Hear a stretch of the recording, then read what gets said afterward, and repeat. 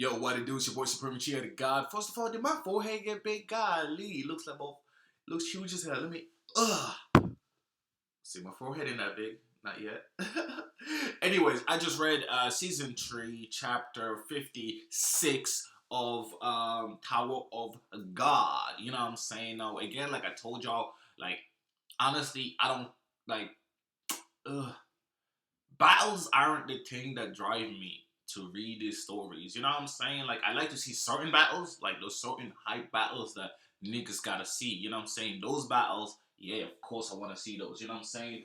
But outside of those battles, like in general, I want to see character growth. I want to see character philosophy. I want to know more about the people. You know what I'm saying? It's the sociological aspect of a story that really gets me intrigued and reading. You know what I'm saying? The philosophical tale of the tower. You know what I'm saying? The philosophical and sociological tale of each individual within it and how they react and and the decisions they make. You know what I'm saying? That's what really makes a great story for me. You know what I'm saying? I want to preface this review by saying, like, I think this is one of the reasons why Naruto became so freaking popular because even though some of its battles, not every battle was great, let's just admit that, but a lot of its best battles, like Kakashi versus Obito, told a tale, bro. It told a story within the choreography, within the fist flying. And I think the fights in Tower of God are becoming a bit too big, too explosive, and the power scales are a bit too crazy. Like if you look at like Dragon Ball Z, right, when they go Super Saiyan and shit, they still just throwing hands. You know what I'm saying? They do a few key bombs here and there, like Kamehameha, but they mainly throwing hands, right? And it's the speed and strength level that increases exponentially, right? So it's clear enough to tell differences in power. It's clear enough, you know what I mean? Like this nigga too fast, this nigga too much strength. But I think Tower of God's fighting is so complex that it's not necessarily a good thing. You know what I'm saying? Like the complexity is so high that there's just too many variables and possibilities and other things involved. You know what I'm saying? Obviously, Sensu control is one of the high ones. You know what I'm saying? Like if you have high Sensu, that makes you powerful, supposedly, right? But like it's very hard to tell the difference between the power scales at this moment because like everything looks like a big fireball in the sky. Everything looks like a big oversized explosion. Everything, you know what I'm saying? It's like it's very hard. Even looking at like Doom and Paul fighting off one of the branch leaders, like that fight is trash, bro. I ain't gonna lie to you, bro. That eagle versus them, that fight is trash. Like I don't know what's happening. Like they just fighting an eagle. Like you know what I'm saying? Like he himself is as the anima controller is supposed to be stronger than the anima anyway, right? So like I don't know. They just need to throw hands, maybe, bro. Like honestly, I think Tower of God needs to go back to just throwing hands and using Sensu as enhancement or some shit. Like I think the early fights during the training periods were way more interesting and way better when they were climbing the tower and they were fighting using smart techniques, using weapons that seem beastly. Like do you remember back when what's it? It's not a trigger weapon. It's an ignition weapon. Was like wow. You know what I'm saying? Like it ignites you like power. You like damn, bro. Some of these niggas' fists now look way 10 times crazier than an ignition weapon. You know what I'm saying? And I don't know. It's just hard, bro. Obviously, if the same nigga holds the ignition weapons, is gonna freaking blow up the world. I don't even know. Like, um, look, I love the story, guys. Like, I really love the story, but I don't love the fights at the moment, bro. I think the fights, like, aren't that great, to be honest, and haven't been that great for quite a minute. You know what I'm saying? I think the battles need to be more controlled. Like, all this explosion is just not entertaining. It's just not interesting. You know what I'm saying? Like, it's just a bunch of, like, even again, that I keep bringing up, I feel like I'm beating a dead horse. You know what I'm saying? But, like, the setting of the battle makes no sense to me, bro. I'm sorry. This is the first time in all 400 and something chapters that I've no idea where the fuck these niggas are fighting. Like, what's going on? Like, what is this setting? Like, it just is not. It's not computing, and it's hard for my imagination to immerse when I don't when something is like a logical fallacy, when something like just doesn't make sense. You know what I'm saying?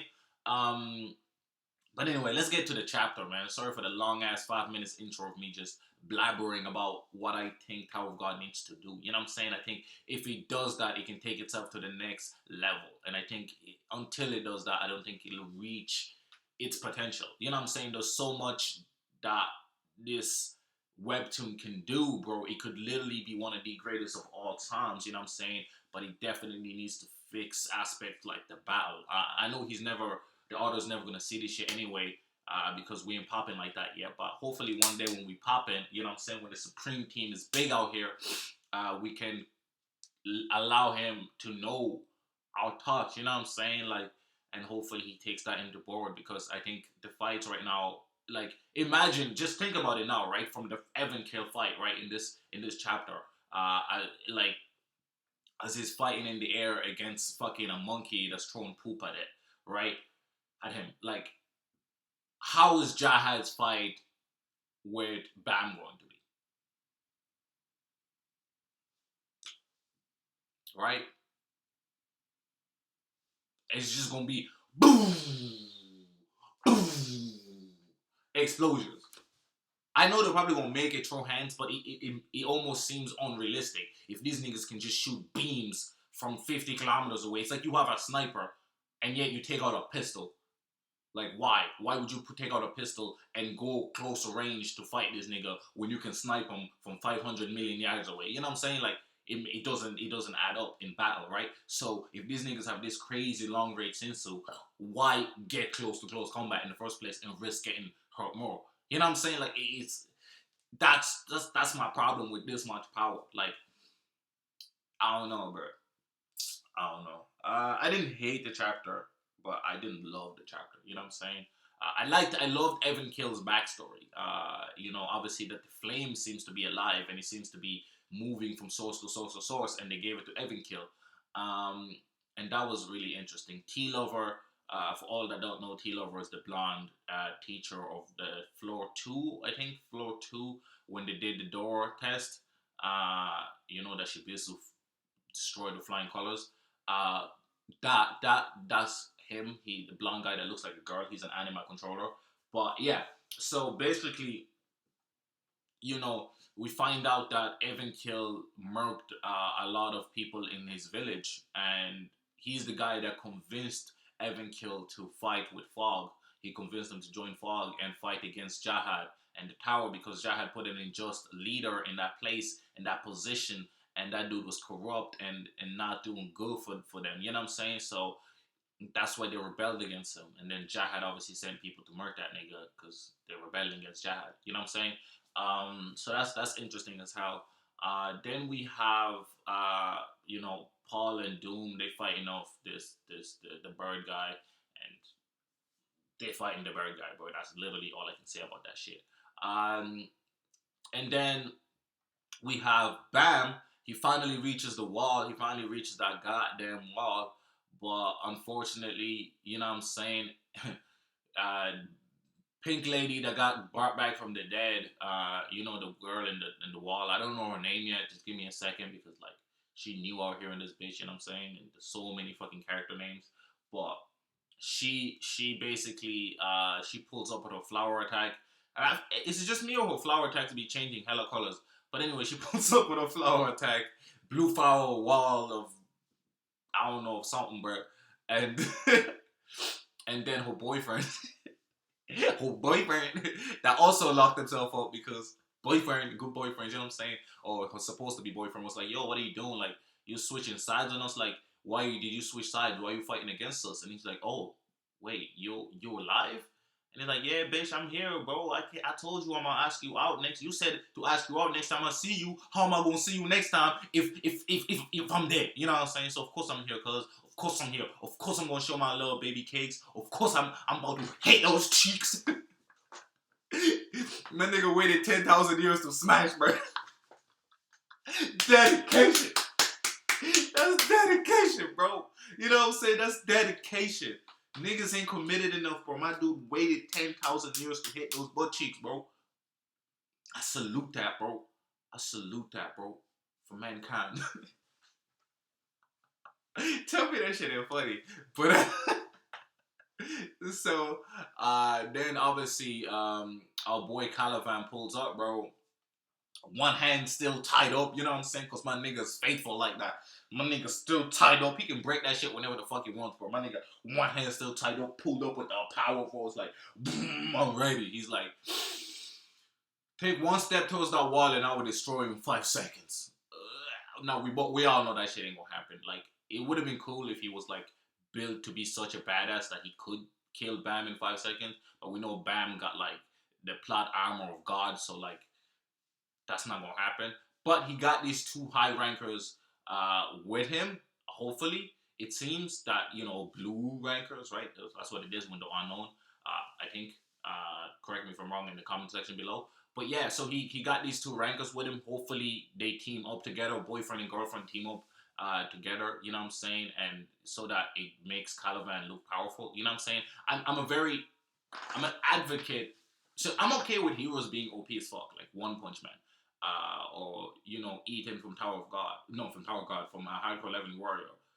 Like, cause it's built up that way. You know what I'm saying? Like, if you build up a villain, like, unless it's One Punch Man where you build up a villain to have him one punched, which is kind of the point. You know what I'm saying? That the team, it suits the theme of the story.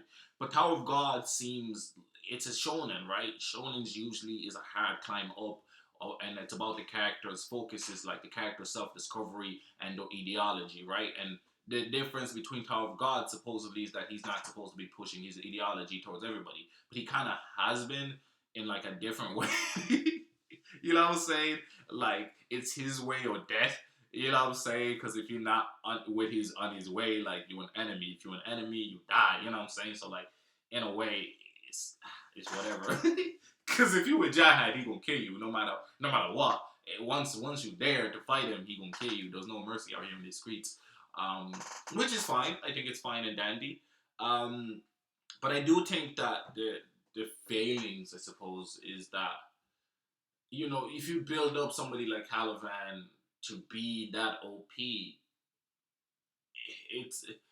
it feels very. It doesn't feel paid off if he solos him. You know what I'm saying? It doesn't feel right? I don't think Bam should be able to solo anybody in the upper battles until maybe the Jihad, right? If you think of, okay, this is the best way to explain it, right? This again, I'm gonna go back to Naruto, right? Because I just want to get my point across. That, like, I'm not hating. Like, I love this shit. Like, I wouldn't be 400 chapters in this bitch if I don't love it. You know what I'm saying? But I love it so much, I have to criticize it when it's due, and I have to give my opinion when I think it's valid. You know what I'm saying? So if you think of Naruto again, when they introduced the Akatsuki, right? Niggas were like, dang, these niggas were like beating up cities by themselves, all type of shit. Like, damn, bro, how are they gonna beat these guys? Whenever they fought an Akatsuki member, I think Shikamaru was the only one that soloed an Akatsuki member in like the whole series, right? Think about it this way: every Akatsuki member beaten was beaten by two or more people. Every single fight, right? I think Sakura's feat was probably one of the highest. Yes, she had help from grandma, my grandma, and what's his name, Saroi. So the red side nigga, the puppet nigga, he essentially committed suicide at the end, whatever. But like, that was like a 2-on-1. Everyone else was like Kakashi. You had like goddamn Yamato. You had like all type of niggas, or fucking like 4 niggas against like one motherfucker. Like, you know what I'm saying? Like Shikamaru and shit. Like, you had so many people fighting one nigga. Like, Kakashi was 1v1ing Kakuyo Kazu. You know that nigga with the heart, bro. He was. It's been a long time, bro. Naruto been finished for a while, but he was 1v1ing him. And that battle was lit as fuck, bro. You know what I'm saying? And then Naruto came in with the assist with the Rasen Shuriken. So he got the kill, right? Or he got the win. But he only got the win because Kakashi been fighting this nigga and took out 1 or 2 hearts already. You know what I'm saying? So like, he never soloed an Akatsuki member ever. He didn't solo Pain. Pain was beating that ass, bro. Pain was all up in that booty. So it feels, and I'm saying that all, like, if you think of all the Akatsuki member, again, none of them got soloed. Apart from, I think, actually, Uh, uh, Guy low key soloed uh Shark Boy. You know what I'm saying? Like he low key soloed him, right? Um, B kind of soloed him, but he's a Jinchuriki.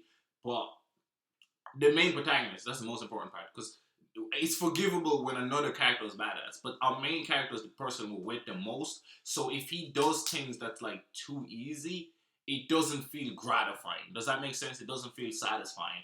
And that's why Naruto doesn't defeat any Akatsuki member solo throughout the series, right? Pain gives up himself, you know what I'm saying? And the Nine Tail came out and all type of shit, right? But the only person he soloed and he didn't even win that battle was Sasuke at the end. You know what I'm saying? That's it. They didn't solo Pain. They didn't solo, like, I mean, get imagine, so Pain had fought the whole village before he fought Naruto. He fought the whole village before he fought Naruto. Like, straight after fighting the whole village, decimating the whole village, then he fought Naruto, decimated him. Then Naruto brought out the tails. Pain still was winning that shit. You know what I'm saying? Naruto was at the end fucked. You know what I'm saying? Even when he found his real body, like Pain could have won that shit, but he just didn't. He decided to give in to the philosophy. And that's what's important, the philosophy. You know what I'm saying? Um, and then if you look at it like Madara, there was like gang of niggas. There was thousands of shinobis versus that nigga. Obito, there was gang of motherfuckers. When he fought Kakashi 101, he let himself lose. And that battle was a battle between friends. It was different. There was so much history between them that that battle was always gonna go a specific way. You know what I'm saying? It was never gonna be blast and shit. They were like, let's do this fundamentally. You know what I'm saying? And it was lit. And the power scaling in Naruto, I think, never went too crazy until we got to like Kaguya. I think it was like all within a certain scope. You know what I'm saying? But that's what made it so satisfying. You know, the villains felt threatening. They felt, you know what I'm saying, like unreachable. Right? Another example is Aang, Last Airbender, right? We knew he had potential to surpass everybody. Because that's he's not his it's literally what an avatar is, right? The most OP nigga. That's what his job is, to be the most OP nigga, right? And everybody been trying to stop the reincarnation of the avatar because their job is to restore balance. No, this is very important. The avatar's job is to restore balance. It's not to choose a side. If the like that's the thing.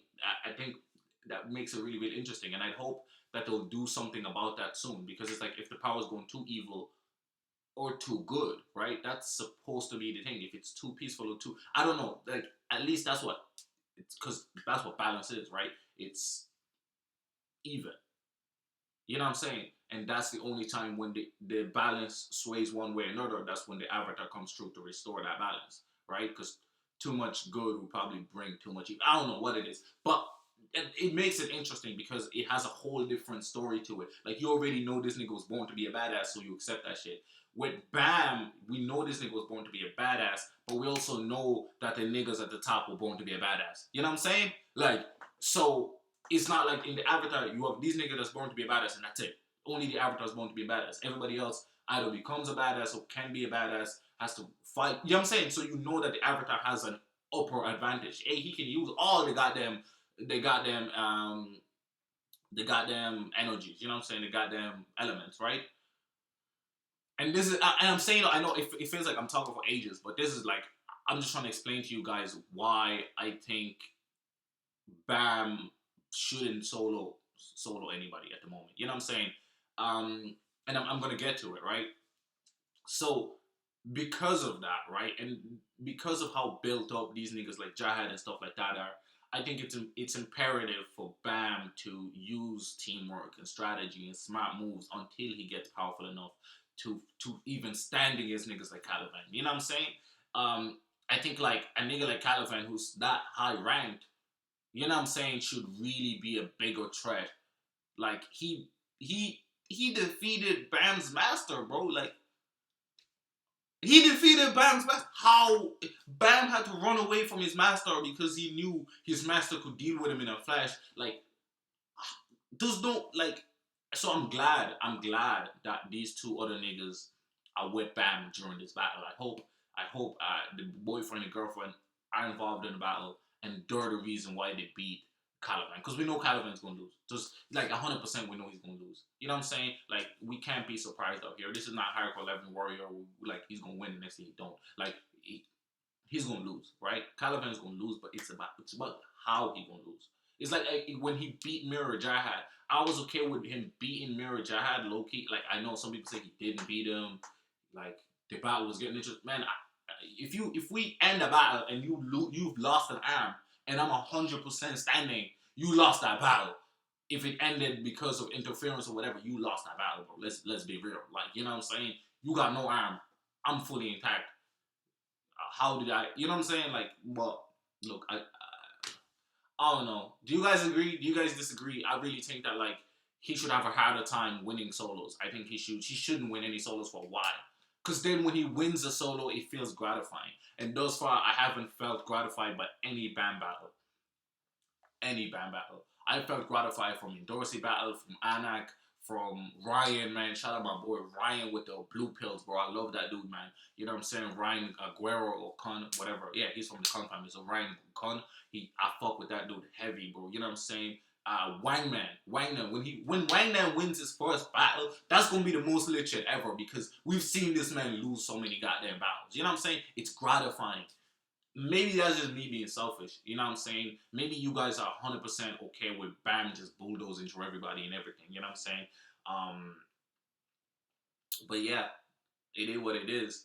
I know he was getting carried early on, and that's what made him an interesting protagonist for me. Is that he was getting carried, and yet he was supposed to be the protagonist. So I was like, how is he gonna deal with it? But then it turns out he was just blessed with every type of power in history imaginable. It's like Naruto. This is what the negative part of Naruto happened is when his whole ideology was like you can work hard to become the strongest. And then Rock Lee was a slap to the face of that because Rock Lee worked way harder than Naruto, way harder than everybody in that goddamn show combined. Like literally, maybe Sasuke is the close second, but like he worked way harder than everybody, and it amounted to fuck all. You know what I'm saying? And that was a big slap to the face to an ideology that he set up at the start of the story. And it turned out Neji was right. If you born with the sauce or you just not, like, you know what I'm saying? You either born with the sauce or you're not. And all these niggas weren't born with the sauce. Sasuke and Naruto were, so they ascended. And that was a shame. That was a shame. That was an absolute slap in the face to readers. It was an absolute shame. And I suppose Boruto is a massive example of that. I know he's not writing it. Kishimoto's not writing it himself, but he's still supervising. It's still there, and it shows like everything is too based on fate, and that's one thing that annoyed me about Tower of God as well is the whole fate thing that he was written to be the one. You know what I'm saying? You got niggas like fuck it, like why was that there? Why didn't it just be that he's in this situation and yes, his parents helped start Fog or whatever, but they helped start Fog because they hate Jihad and that's it. Like you know what I'm saying? Like the whole chosen thing. Like how could your own mom write that you will be the chosen one to lead niggas to defeating Jihad? Like what the fuck? Like that's not even. It's not even like a higher power. It's just like your mom wrote that shit. Like nigga, like you know what I'm saying? I don't know.